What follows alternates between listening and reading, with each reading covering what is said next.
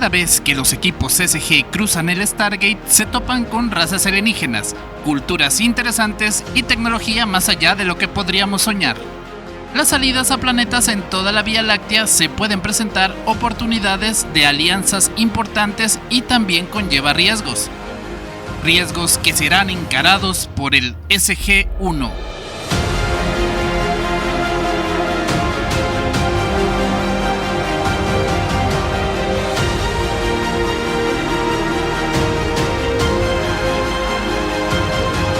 Stargate SG-1 en su temporada 3 dio inicio en junio de 1999, terminando en marzo del año 2000 con un total de 22 episodios. Producida una vez más por Jonathan Glassner y Brad Wright, fue nominada a los premios Leo, siendo acreedora a varios de ellos.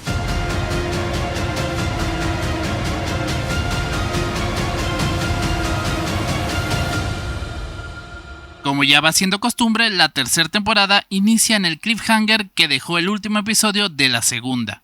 Jack, Daniel y Sam habían despertado en el SGC muchos años en el futuro, o eso era lo que querían que creyeran. Después de descubrir que este comando se encuentra en una edificación Goa'uld, el artífice de este plan aparece frente a los tres protagonistas. Hathor, reina Goa'uld que había puesto en jaque al comando Stargate en el pasado, ahora se encuentra expandiendo sus fuerzas. Específicamente lo que quería hacer con el SG-1 era que sirvieran de huésped para Goa'uld. Mientras esto sucede, Teal'c, quien no fue capturado por Hathor, no había podido encontrar apoyo con los militares Tauri, por lo que se disponía a juntar Jafas para encontrar a sus amigos. Un episodio que culminaría la existencia de Hathor para siempre.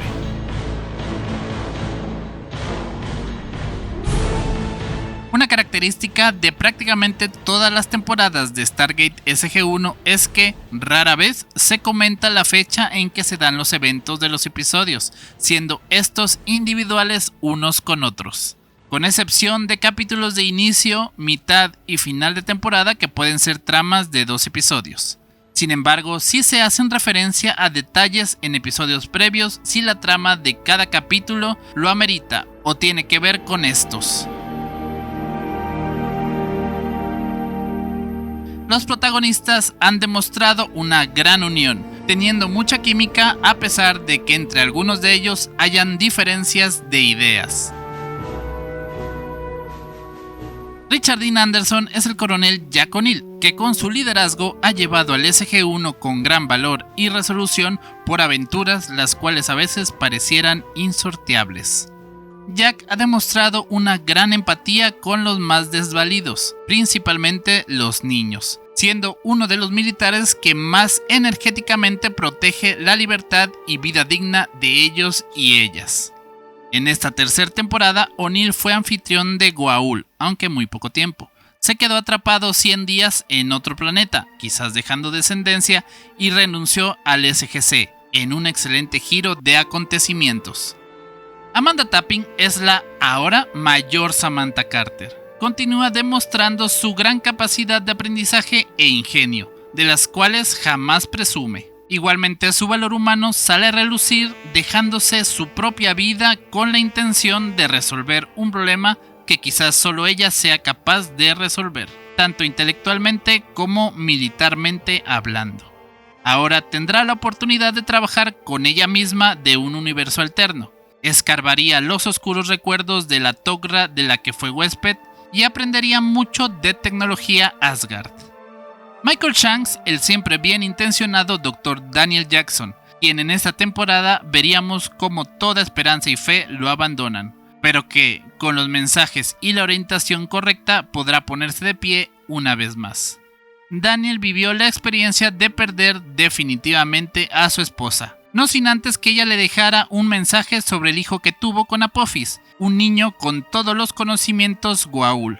Esta búsqueda lo llevaría con un ser de gran poder, de un plano más elevado de existencia. Además, una tecnología avanzada lo mandaría a una institución mental, y también se volvería invisible e intangible debido a una calavera de cristal.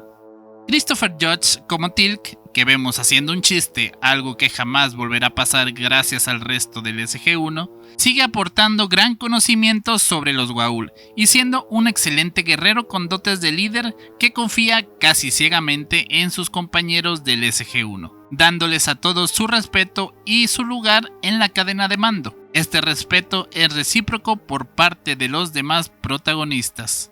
Algunos Jaffas aún lo reconocerán como traidor.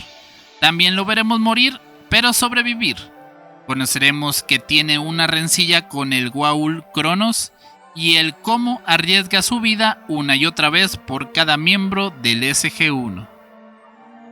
Don S. Davis interpretando al general George Hammond, el líder militar como pocos, abierto a ideas de sus subordinados, poseedor de una gran paciencia, pero capaz de mostrar una fuerza, entereza y don de mando cuando es necesario. Ayudaría a Teal'c a rescatar al SG-1 de las garras de Hathor, mandaría al retiro prematuro a O'Neill y sería reemplazado por alienígenas invasores. Si has llegado a esta temporada después de ver las dos anteriores, está por demás decir lo bien que se complementan los personajes principales entre ellos, teniendo características únicas y que cada episodio es divertido por el simple hecho de verlos aventurarse a lo desconocido. Esta temporada, aunque conoceremos personajes nuevos, algunos más interesantes que otros, como por ejemplo Aris Bok, no serán de mayor importancia y relevancia para el futuro. Sin embargo, los personajes secundarios que ya hemos conocido anteriormente tendrán momentos para brillar. Bra'tac acompañaría a Teal'c en el rescate del SG-1, además de ayudarles a encontrar el planeta donde supuestamente está el Harsisis, niño con la memoria genética Goa'uld. Jacob Carter, el padre de Sam, está definitivamente integrado a los Tog'ra, cumpliendo misiones, y una de ellas desembocaría en la destrucción de un poderoso Goa'uld. Thor, el Asgard, que ayuda a la Tierra a llevar a cabo un tratado para protegerlo de un ataque Goa'uld, y además se verá en la necesidad de pedir ayuda a Jack para evitar que un nuevo enemigo invada la Tierra. Narim y los Tolanos, junto con Laia Lanox, regresan para darle un cierre al asunto de Skara siendo huésped Goa'uld. Share compartirá con Daniel momentos que parecerían ser sacados de una realidad paralela, donde ellos dos están felices y a salvo, sin embargo solo siendo vía mental, antes de que finalmente Share se vaya para siempre.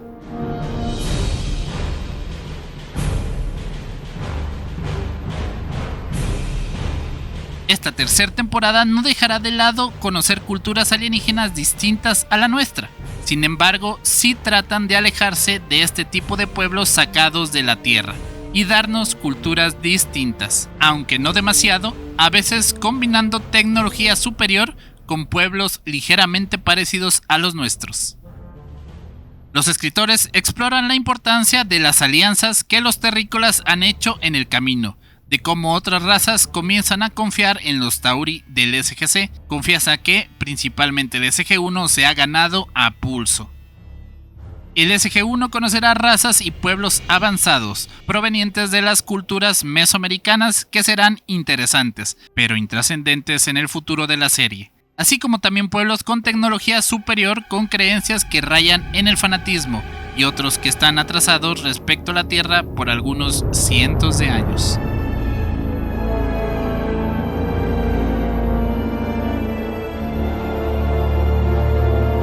Esta vez tendremos más Goa'uld que en anteriores temporadas. Hathor, que ya no será problema para el futuro. Cronos, Goa'uld a quien servía el padre de Teal'c. Yu, que parece tener un poco más de honor. Nirti, quizás la Goa'uld más engañosa y tramposa. Set, Goa'uld que estuvo atrapado en la Tierra por miles de años y uno menos en la lista. Amonet, quien muere por el arma de Teal'c. Zipacna, defendiendo a su amo Clorel. Dicho sea de paso, este último siendo extraído de Skara.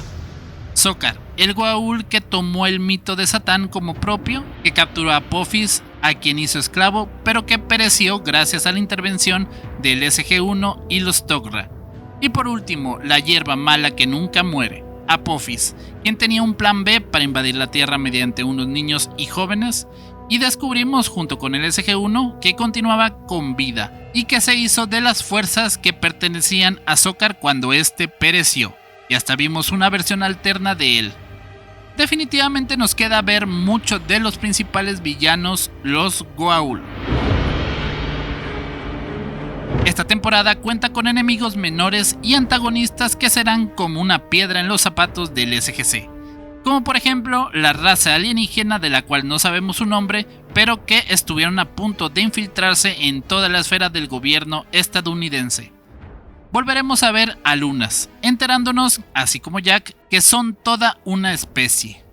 También tendremos un grupo militar de otro planeta, donde su líder está tan convencido de sus creencias que sería capaz de eliminar pruebas de lo contrario. Por último, una rama rebelde del NDI, institución gubernamental dirigida por Mayborn, que se dedicaba a robar tecnología alienígena, pero que terminan sus servicios esta temporada. Sin embargo, los antagonistas más recurrentes son los mismos humanos, habitantes normales o con un poco más de poder en los pueblos que visita el SG-1, con su intolerancia, miedo a lo desconocido y fanatismo, un reflejo de nuestro propio planeta. En esta ocasión habrá poco referente al lore de la Puerta a las Estrellas y sus constructores, aunque conoceremos un ser que quizás tenga algo que ver con ellos. Una vez más podremos presenciar una aventura con versiones alternas del SG-1 y el Comando Stargate, comprobando que hay ciertos eventos que tienen relación con el hecho de no ser invadidos por los Goa'uld. Como siempre, Stargate SG-1 cuenta con guiones muy bien escritos, tramas bastante interesantes, giros de tuerca sorprendentes, acción divertida, ciencia ficción verosímil, pero que a veces puede hacernos volar la cabeza, y no olvidemos el humor, que tiene cabida en cantidades moderadas en cada capítulo, con excepción del capítulo donde Urgo, una inteligencia artificial proveniente de un diminuto aparato extraterrestre, sacará de sus casillas al SG-1. Esta temporada 3 continúa con aventuras dentro del SGC y fuera del planeta, en donde la gran mayoría de las veces cuenta con tramas y guiones bien escritos, con efectos especiales y visuales a veces espectaculares y otras veces que cumplen su propósito.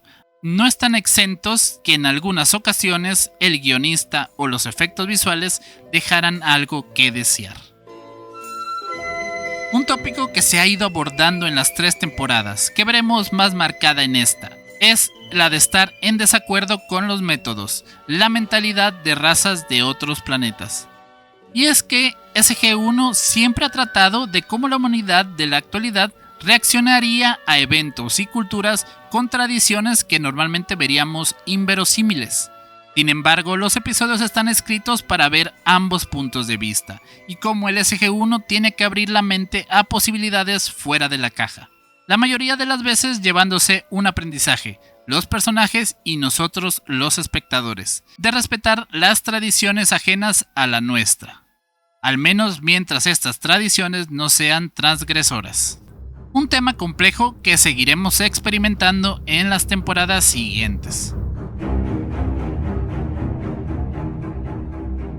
Finalmente, el episodio que cierra la temporada da apertura para un nuevo enemigo en episodios futuros, los replicadores, siendo un cliffhanger donde no sabremos a ciencia cierta la supervivencia del SG-1, y que, además, veremos que después de todo, un replicador llegó intacto a la superficie de nuestro planeta.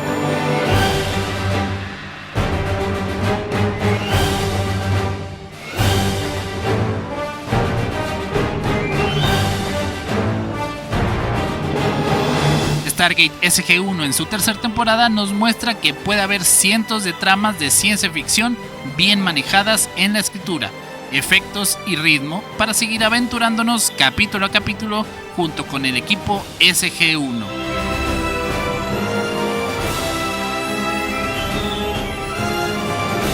Puedes ver mi reseña de la temporada 2 y también pasarte a mi TikTok de The Joe Geeked para ver las mini reseñas de cada capítulo. ¿Qué te pareció esta tercera temporada? Te leo en los comentarios. Me hago llamar Joe y sigamos volando nuestra imaginación al filo del multiverso.